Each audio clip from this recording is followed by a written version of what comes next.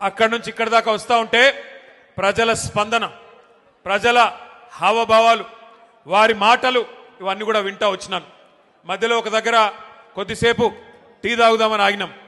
అక్కడ పాలేరు నియోజకవర్గం ఎంటర్ అయిన తర్వాత ఆ టోల్ గేట్కి యువతల కొద్దిసేపు ఆగినాం. ఆగితే 2-3 రైతన్నలు వచ్చారు. వచ్చి వాళ్ళ గోడు చెప్పుకుంటున్నారు పాలేరు వాళ్ళు.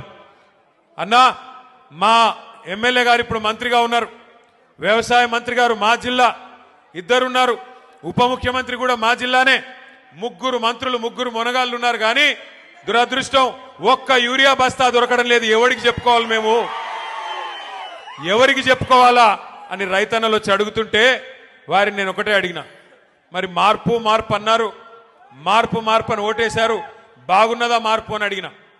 అంటే ఏం చెప్పాలన్నా, సరే జరిగింది జరిగింది, పాలిచ్చే గేదెని వద్దనుకుని తన్నే దున్నపోతుని తెచ్చుకున్నాము, తప్పదు కదా, అనుభవించక తప్పదు కదా అని చెప్పారు. రైతులు కూడా బాధపడతా ఉన్నారు.